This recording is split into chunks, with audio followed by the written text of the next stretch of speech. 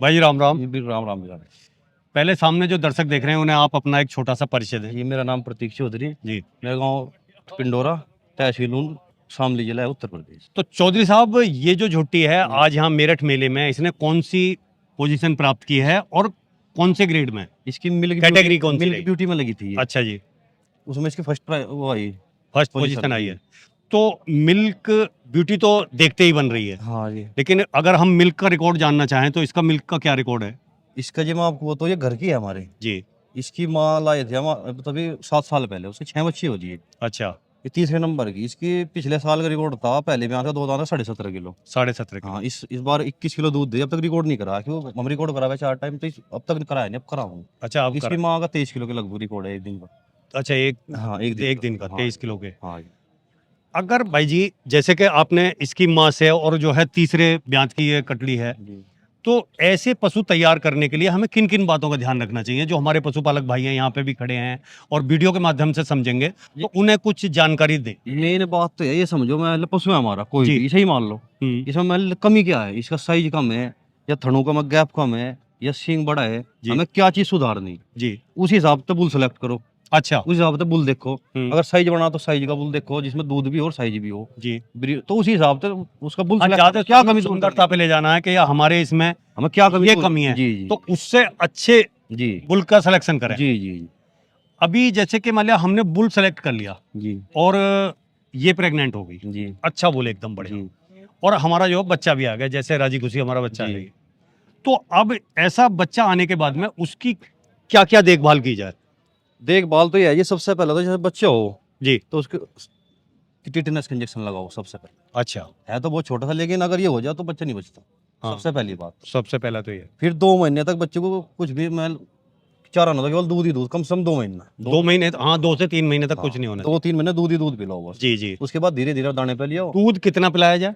दूध लगभग 5 किलो जरूर चाहिए बच्चे को, कम से कम? 4-5 किलो। जी, 4-5 किलो। हाँ, तभी 3 महीने बच्चा लगातार। हाँ। अब उसके बाद जब थोड़ा बहुत तुनकने लगे या कुछ खाने पीने लगे, तो फिर उसे हाँ। चारा या दाना किस तरीके से खिलाना चाहिए? उसे फिर दाना ही दो, फिर चारा अच्छा, नहीं। हाँ, तो चारा थोड़ा नहीं। दाना दे दो, थोड़ा चारा नीचे ऊपर, थोड़ा थोड़ा दाना दे दो, हाँ। और फिर दूध कम कर दो। हाँ, थोड़ा हल्का दूध भाई कम कर बच्चे दें। कितना खा लगा दाना चारा, 1 किलो हम्म। तो 40 रुपए का 45, इतना तो खर्चा नहीं है, इतना तो आदमी नॉर्मल अफोर्ड कर सके, हाँ, बिल्कुल बिल्कुल। क्योंकि यार मुंह से मैं घास फैलाऊंगा तो पेट हो जाएगा उसका, ना साइज होने का, क्वालिटी वहीं खत्म हो जाएगी उसकी। हाँ, मतलब पेट बढ़ावेगा वो, जो उसमें जो जी, बढ़वार जी। मर जाएगी उसकी। तो उसे फीड पे लाओ, थोड़ा थोड़ा आधी आधी किलो फीड गिर जाओ, इतना महंगा तो होता नहीं। जी।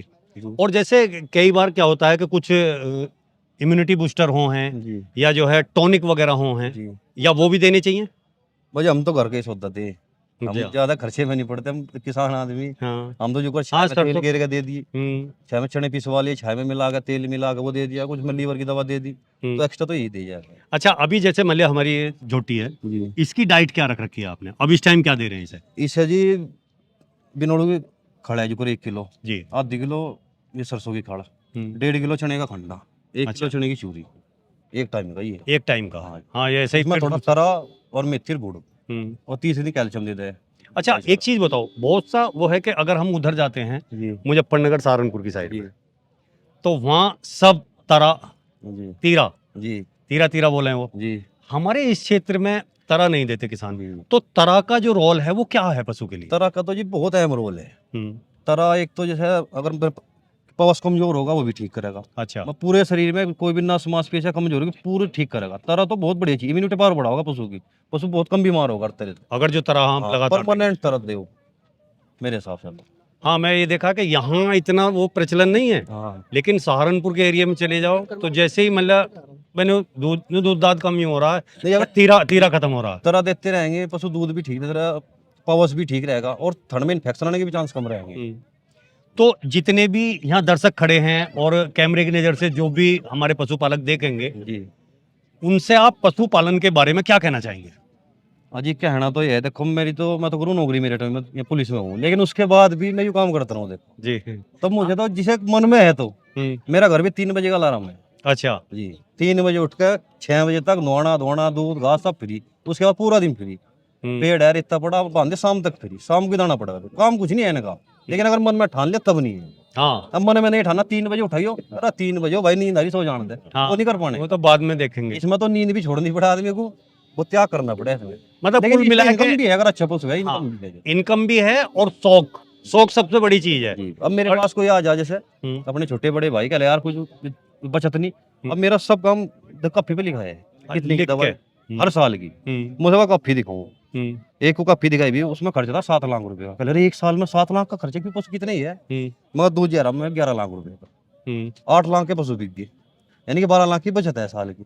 साल की बचत है। हाँ, तो हाँ, वही बात है, अगर हम इसे सही तरीके से हाँ जी, हाँ तरीके से, साइंटिफिक तरीके जी। से, और जो उसका नियम है जी। उस तरीके से करेंगे अब तो जरूर फायदा अब है। किसी किसान के पास यही भैंस हो मान के चलो, जी 21 किलो दूध मान के चलो, अगर हम 4-5 किलो बच्चे को ना पिला, मैं 3 किलो बच्चे को दे दो, 18 किलो बच गया, 8 बिल्कुल। किलो में नॉर्मल परिवार अपना काम चला लेगा, बिल्कुल। 10 किलो बेच सके, इसका डेयरी पे जा 70-72 का फैट आवे, 700 रुपए का रोज, 21,000 रुपए के हमें घर दूध पिला के बच्चे को पिला के तब बच्चे को पिला के जब हो रहा है तब देगी, उसमें 10,000 का इसका राशन मान लो, हाँ इसका 10,000 तब बचाओगी, और हम खावे पियेंगे वो अलग, और ये बच्चे तैयार होगा वो अलग होगा। हाँ, ये बच्चा अपने जो कितने का हो जाए, ये जी। कुछ लिमिट नहीं। अभी इसकी बड़ी मांड बेची थी मैं 3,51,000 की, और पिछले साल अच्छा इसके 5 लाख रुपए लग गए।